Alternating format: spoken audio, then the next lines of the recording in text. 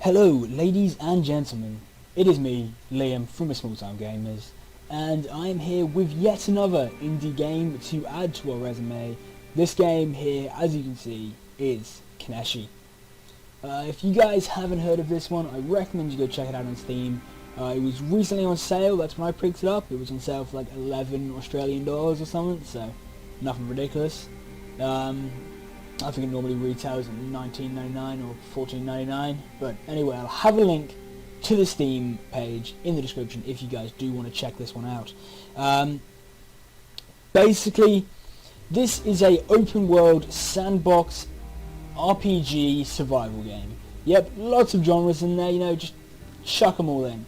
And basically what happens is you spawn with your group or by yourself, depending on what settings you choose, and you have to survive. It has elements of base building, advanced combat systems, crafting, you know, a whole bunch of stuff just thrown in here. Also, quite a pretty game in my opinion. I don't have the... Let's actually take a look at the settings just because we can. So as you can see, there's a wide range of things. I have my setting texture quality mega high. So the only thing that I have turned down a bit is seeing people at a distance, so view distance. And anyway, so yeah, we're gonna jump in. We'll jump into the save that I already had, just so I can give you guys basically a quick rundown on what this game is about. So we'll give it a sec just to load in. And just keep in mind while I'm showing you guys this game is in early access stages. So anything you see here may be subject to change in the future. Nothing is locked in by any means. And we're in. Okay, so basically this is the small base that I've started setting up. I'll just let it play so it'll start doing what it's doing. So this is the kind of aspect of base building you have. We'll have a look around. So yeah, textures actually aren't that bad really. I mean, for what it is, small indie title. You can have a look at some of the player models. Of course, the animations aren't too great at the moment, but let's have a look. So, cool. And all of this inventory stuff. So you see, this guy's got some armor on. All of this is interchangeable. So if I go over to inventory, so I click Old Soldier, which is the guy here, we see his stats. So his health is down here. The green bar is down here. And we have the his stats here, so his attack skills, defensive skills, so on and so forth. Hit inventory, and of course we can remove any of this. So if we want to take his hat off, just check in his inventory. As you can see, it removes the hat, shirt, so on, so forth. You know, we can remove stuff. It's not locked in, which is cool. Also, you can have a bag in this game. So we'll go to Meow over here. Yes, one of my characters is called Meow. Go ahead and move here so we can see her. The one female character, basically, I chose one of the spawn options which gives you a group of people. They are randomly generated apart from one person who you can create yourself. So Meow here. Go into her inventory, and as you see, she's got this backpack here. Now the backpack is this space over here, and you can see here its effects. So it encumbers her by 50%, combat speed effects reduced, and combat skill is also reduced if you are carrying this. Now, so as you can see, I'll basically run through what I've got here. I've got my little house which is building here. Basically we are waiting from supplies. So these guys here, their jobs is basically to work on these mines and productions here. And as you can see here, down in this area here where it says day and it has the current time, we can actually fast forward, so we'll do that just to get things moving a little bit quicker. You have their current jobs. So as you can see, Meow just ran off there. What she did is she grabbed one of the produced stone here, which goes into building materials, and then she brought the building material over here and she's continuing the build. As you can see, the house is being slowly constructed. So the production line of this here kind of goes, so here they produce the stone. gets produced, taken over to the stone processor, and from there taken to the building site. Basically, I'll go through how you do everything in greater detail in my actual gameplay videos. This is more of a, I guess it's more of a, this is kind of explaining what the game is, more than actually the first part in a Let's Play series, which I will do. I will set up a new game for you guys and run through that. So, we also have this guy in here who is researching. So, as you can see, if I go into the text screen, we have a whole bunch of things that we can research. So, core items, industry items, farming items, smithing, and defense. And then you have your training rates and you have your training items down here. So this is what we're upgrading at this point in time. Okay, so on and so forth, all that happening there. So, one cool feature of this game is as your people, so as these people here, do a certain job, they will get better at it. So as Sergal here researches, you can see that, sorry, that's the wrong one. You can see that his research rate up here increases. So at the moment he's on 0.35, but that is slowly going up as he does research. And then basically, what I will show you, one last thing, is if you go onto a character, so I'll just choose Old Soldier here, we'll go into his inventory, and it tells you how much each item is worth. So, here we go. Value, which how much it's worth, so if you were to buy it, and then trade value, how much you get for it. So as you can see, the trade value for this item here is 257. Now, what we're going to do, just to kind of show off this a little bit, I'm going to take, as soon as one of these is done, I'm going to take her off building, so she doesn't do it. I'm going to send her over, and as soon as this is finished producing, what we're going to do is we're going to take it.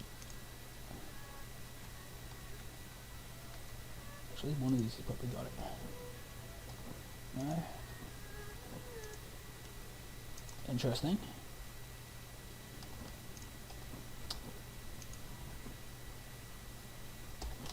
Well, I'll find something to sell. Give me a sec. How much is that? Here we go.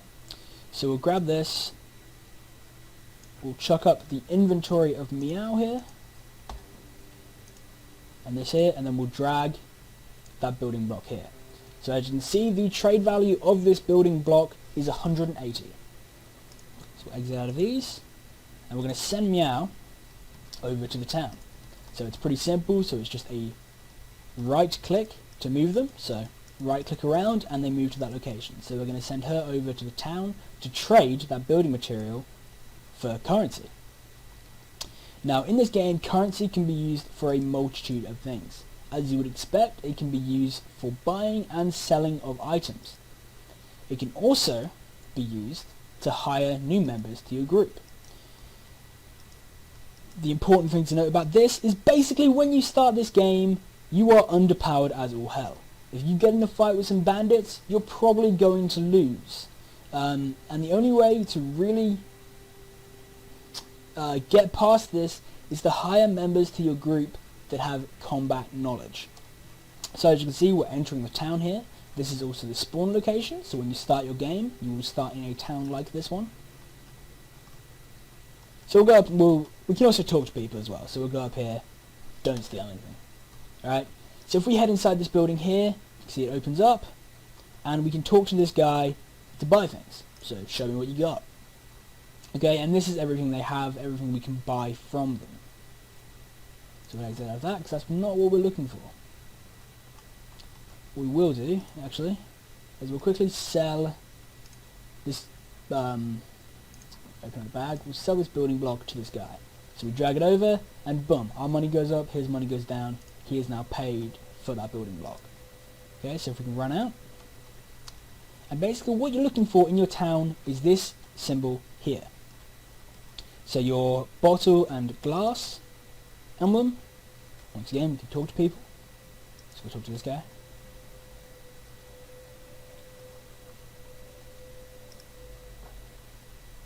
and is, as it says, is a greasy alcoholic-looking fellow, spinning a scalpel in the hand as he talks to you. What'll it be, my man? Haircut? Facelift? So basically, this guy can change your appearance. We're going to say no to that for now. So we'll go inside the bar, and basically these people here are generally available to hire. So this guy is actually a guard, so we'll try him. Here we go. I'm an experienced engineer looking for any work.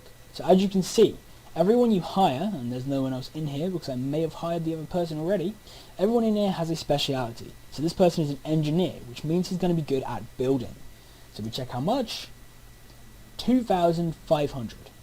So unfortunately, he is too expensive for our taste, so we're just going to leave him. As I said, this game is alpha, so as you can see, they ran through that counter there, so that could be a bit better. Hopefully fixed up. Also, there is a fan on the floor. Yeah, so like I said, early access alpha, I'm sure these things will be fixed up over time. And for this game, I am actually willing to just give the developers time to try and fix things up. Because in my personal opinion, this game has a lot of potential. No, it's just another guard. It has some great things that's very possible of it. So as here, we can just go back, and we'll head back to the camp. One other thing to note, as I said, this game is exceptionally difficult. You are exceptionally underpowered when you first spawn, meaning that you want to try and avoid fights at all costs. One pretty good strategy to staying alive in this game is if you do get attacked by bandits, which happens, they come across your camp, they attack you. What you can do is if you go down here, go to orders, we can set one of our characters, preferably one who isn't encumbered, so they'll run fast, to taunt. And what this person will do is all of the bandits who are attacking your people will attack the one person or chase the one person who is taunting, giving you an opportunity to get away. And if you then take that person who is taunting and run them over to the town, the guards will actually help you defend. So as I said, you can assign people jobs and they will continue to do that job. So either you can just click it and the person will just do it, so they'll just do it once. Okay, once that is done, they will no longer do that, so they'll stop. But your other option is if you shift, sorry, that's Steam overlay, if you shift and then right click, that'll add it to their current jobs, meaning they will continuously do this job until you tell them to stop, which is helpful for your processing plants. So, for example, these guys, they will continue to do the job until they run out of stone. Now, if you didn't have them on a constant job, so if you haven't shift clicked, what will happen is they'll just stop. They won't continue to build anymore. They won't go and get the stone from over here and bring it over here and process it. No. All they'll do is they'll just wait there. If you have shift clicked, they will run over to these guys, collect the stone, come back and process it. If then you have somebody on engineering, that person will run over to here, pick up the building materials and bring it back and build. So you can get a kind of a production chain going with these things. And of course this person is just constantly researching.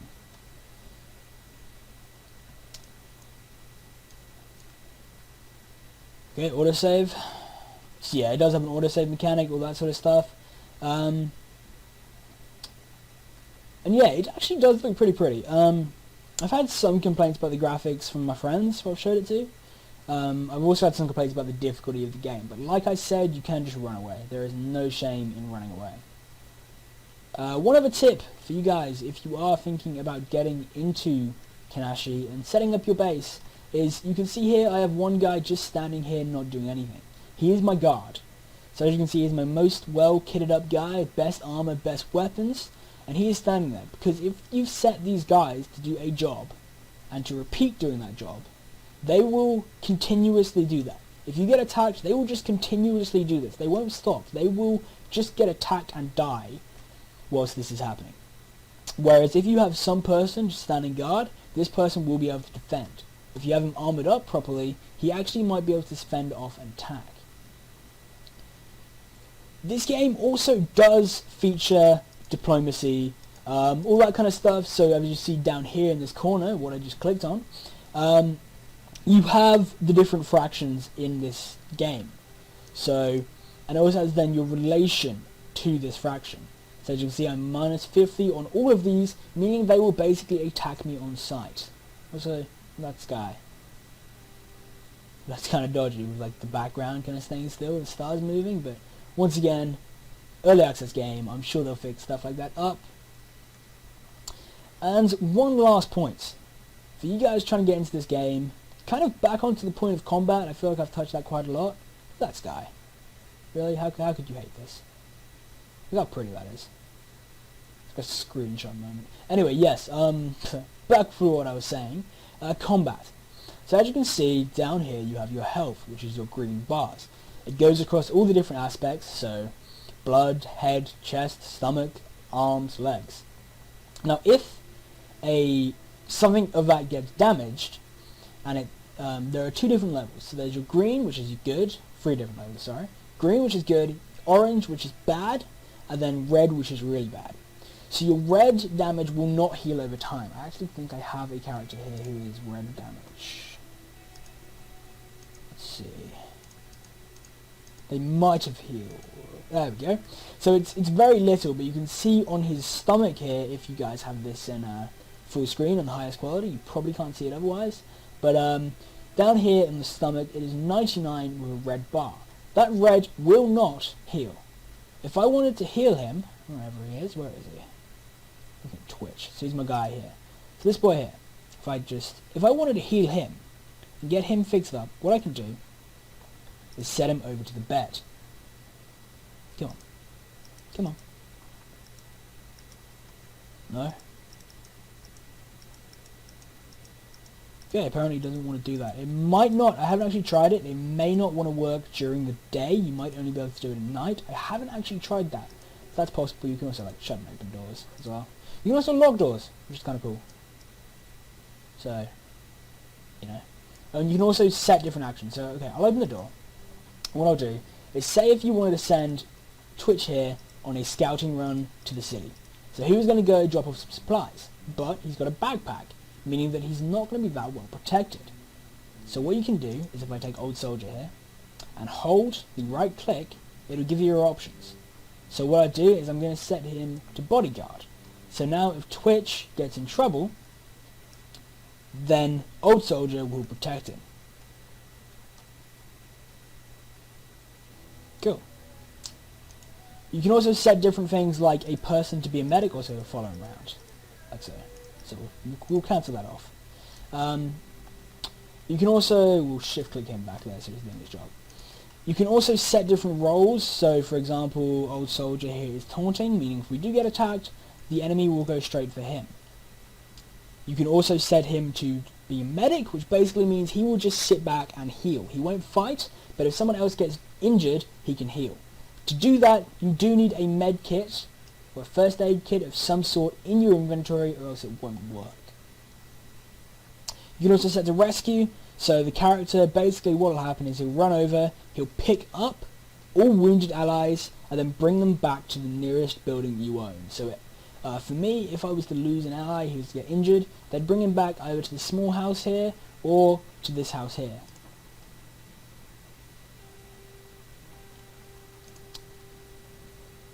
And as you see, there is a group of NPCs here. So they're friendly NPCs, thank God, or else I probably would have been screwed just then. But you can also see what group they are. If you do actually click on them, it'll tell you what their faction name is, and then what their relation is to the different groups. So these guys, they're pretty much heroes. They are enemies to pretty much every group there is. So every bad group there is. So Sand Ninjas, Starving Bandits, Dust Bandits, and the Cannibals. And, well, I guess that is about it for this first look at the game. What I'm going to leave you with is this beautiful scenery. Backdrop right here, very nice. If you guys are interested in looking at this game, Kenshi, I will of course have the link in the description to the Steam page, so go take a look at it if you want to.